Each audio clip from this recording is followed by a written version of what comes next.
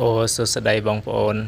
លើកនេះមករឿងប្លែកខុសពីធម្មតាបន្តិចរាល់ដងគឺខ្ញុំតែងបង្ហាញវីដេអូកាត់សក់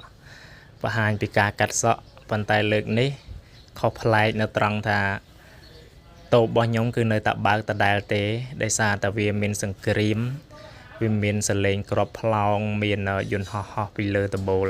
ក៏ប៉ុន្តែក៏នៅមានបងប្អូនខ្លះគាត់អត់បានទៅស្រុកទេគឺគាត់នៅយាមតូបនៅយាមផ្ទះគាត់អត់បានជំលះខ្លួនទៅណាទេដល់ពេលខ្ញុំក៏ដូចគ្នាខ្ញុំអត់បានទៅណាទេខ្ញុំនៅមើលផ្ទះខ្ញុំនៅមើលតូប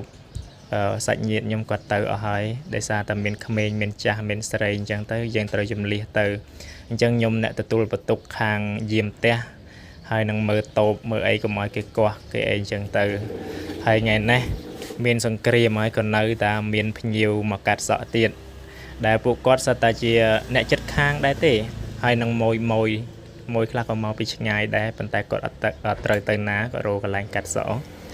ដល់អញ្ចឹងក៏មកជួបខ្ញុំដែលអត់បានបិទតូបដូចគ្នាហើយនេះអាអូនគេមកកាត់សក់ហើយកំពុងតែកាត់ណាបងប្អូនមានសលេងយន្តហោះលើដបូល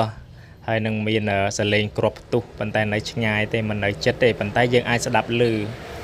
សលេងវាដូចជាផ្គរលាន់អញ្ចឹងបងប្អូនស្ដាប់ទៅដូចផ្គរលាន់អញ្ចឹងហើយយូរម្ដងម្កាលក៏ឮសូរផ្ទុះដែលនៅគៀកដែរអញ្ចឹងទៅដូចជាក្របវារៀងធំដែរអញ្ចឹងវារៀងលឺមកដល់យើងអញ្ចឹងទៅប៉ុន្តែអានេះអាចចាត់ទុកថាវាប្លែកហើយដោយសារតែសង្គ្រាមគេរត់អស់ហើយអ្នកចិត្តខាងខ្ញុំគឺគេទៅអស់ហើយបងប្អូនទៅអស់ហើយនៅសល់តែតូបដែលបិទទ្វារចោលអីទេហើយជាទូទៅគឺអ្នកដែលនៅគាត់ត្រៀមត្រង់សេសម្រាប់ពូនសម្រាប់អីចឹងទៅក្នុងករណីដែលវាមានការផ្ទុះហើយខ្ញុំនៅក្នុងក្រុងប៉ោយប៉ែតត្បិតតែក្រុងប៉ោយប៉ែតវាអត់មានតន់ផ្ទុះជាសង្គ្រាមអីកើតឡើង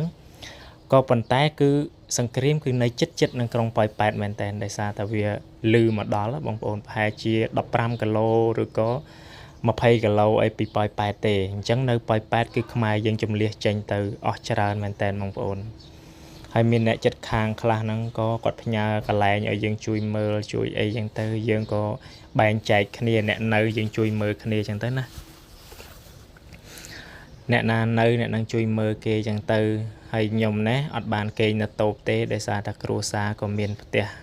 មានសបែងនៅនឹងប៉ោយប៉ែតនឹងដែរអញ្ចឹងខ្ញុំត្រូវបើកតូបពីព្រឹកតាមពិតមិនមែនបើករលុយអីទេបងប្អូនគាត់ថាយើងនៅដើម្បីមើល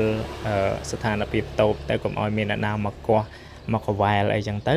ដល់ពេលល្ងាចគឺយើងត្រឡប់ទៅផ្ទះយើងវិញទៅដេកយាមកុំឲ្យគេកោះផ្ទះយើងហើយនឹងមើលរបស់របរអ្នកចិត្តខាងដែលគាត់ផ្ដាំផ្ញើចឹងទៅអានឹងយើងជួយប្រកាគ្នាក្នុងគ្រាអាសន្នអន់ក្រអ្នកណាក៏មានទ្រព្យសម្បត្តិមិនដាច់អាឡ័យដែរបងប្អូនទ្រព្យសម្បត្តិខ្លះយើងរោសឹងអាកន្លះជីវិតយើងឲ្យតម្រាំតាបានដល់ពេលសង្គ្រាមម្ដងធ្វើឲ្យយើងបាត់បង់ឬខូចខាតវាអ្នកណាក៏សោកស្ដាយដែរបងប្អូនអញ្ចឹងអត់មានអ្នកណាយកអាសាយើងជាងពួកយើងទាំងអស់គ្នាចេះយកអាសាគ្នាទេហើយនេះក្មេងៗមើលគ្នាដល់វ័យត្រូវតែរៀនក៏អត់បានរៀនហើយចង់ទៅភូមិទៅស្រុកក៏ប៉ុន្តែពុកម្ដាយគាត់អត់មានភូមិអត់មានស្រុកចឹងនៅប៉ោយប៉ែតនៅអីចឹងក៏ត្រូវតែនៅបន្តនៅប៉ោយប៉ែតជាមួយនឹងពុកម្ដាយដែរតែគាត់ថាយើងត្រៀមកន្លែងសុវត្ថិភាពហើយក៏មានដែរមានបងប៉ូលីសដែលគាត់មើលស្ដាប់ធ្នាប់នៅក្នុងក្រុងប៉ោយប៉ែតហ្នឹងគាត់ត្នេគាត់មកកាត់សក់កាត់អីឆ្លៀតឲ្យហើយចឹងទៅគាត់ល្បាតពេលយប់កុំឲ្យមានអ្នកឆ្លៀតអាកាសឬមួយក៏ចោលអីដើរកោះផ្ទះគេឯងអញ្ចឹងដល់អញ្ចឹងគាត់ត្នេគាត់ឆ្លៀតចឹងទៅ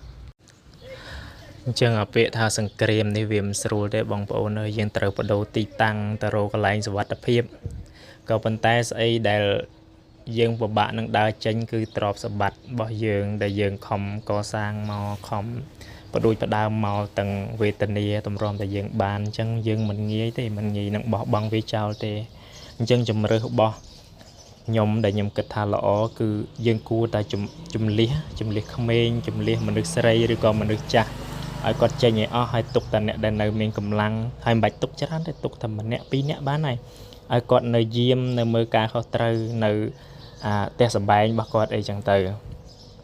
ហើយនេះកាត់បដានិយាយពីតិចផ្ទៀងស្ដាប់ហើយអាក្របផ្ទុះផ្ទៀងស្ដាប់ក្របផ្ទុះគេ hay mà bật này miền đá miền dùn họ ấy họ có vào đá sờ lê nhá sờ lê lử đôi chị em đọc vào môi nâng anh cái thọt bán hay cài bị nâng cứ sờ lê ngặt chừng ngùng tè cái tục chào lại chẳng tư hai bên dây bị sạch cài sạch mà ấy ní cứ mà chặt cái tay chào ó hai cái ọt là vốn lấy cái tục chào nơi này anh nhom đòi chân tơ riêng anh đặt đại tại bóng phố anh đặt sạch thiệt á vì ọt miền đăng thà cây cà phồng cát hai ca ấy thì còn là đăng thà mà cha cứ chặt trên chào về hơi nhom to có vì miền đây miền cái nhà sạch thiệt đây hay này mơ bóng phố mơสถานភាពtừ สถานភាព cứ ngặt chìm hayแต่ได้នៅបើកហ្នឹងមិនមែនគេនៅបើកនៅណាបងប្អូនគឺគេពងរៀបចំដើម្បីចេញទៅហ្នឹងហ្នឹងមើលបិទទ្វារអស់ហើយផ្លូវក៏ស្ងាត់មនុស្សដែលជិះហ្នឹងសិតតែអ្នកដែលជំនះខ្លួនណាប្រងជំនះខ្លួនហើយនេះឆ្កែដែលម្ចាស់គេយកមកផ្ញើខ្ញុំដោយសារតាអ្នកចិត្តខាងនឹងគ្នាហើយឆ្កែនេះក៏វាអាសាមកលេងតូបខ្ញុំដែរដល់អញ្ចឹងម្ចាស់គេទុកចិត្តក៏គេផ្ញើឲ្យជួយដាក់បាយវាស៊ីជួយមើលវាអញ្ចឹងទៅអញ្ចឹងខ្ញុំយប់នេះអត់បានដេកតូបទេអញ្ចឹងខ្ញុំមានតាចាក់សោទុកវានៅក្នុងតូបហើយដាក់បាយដាក់ទឹកទុកឲ្យវាហូបហ្នឹងទៅព្រឹកស្អែកគឺខ្ញុំត្រឡប់មកបើកតូបទៀតដើម្បីមើលវាអញ្ចឹងទៅខ្ញុំអាណិតមែនតើបងប្អូនសត្វធាតុយើងអត់ដាច់ចិត្តសោះប៉ុន្តែម្ចាស់វានោះក៏មិនបានដាច់ចិត្តអីដែរដោយសារតាគាត់មានតែម៉ូតូហើយដឹកអីវ៉ាន់ច្រើនពេកដល់អញ្ចឹងដាក់វាអត់អស់ដាក់អត់អស់ហើយស្រុកគាត់ឆ្ងាយដែរដល់ខេត្តកណ្ដាលនោះដល់អញ្ចឹងទៅគាត់អត់អាចយកវាទៅតាមមកបងប្អូន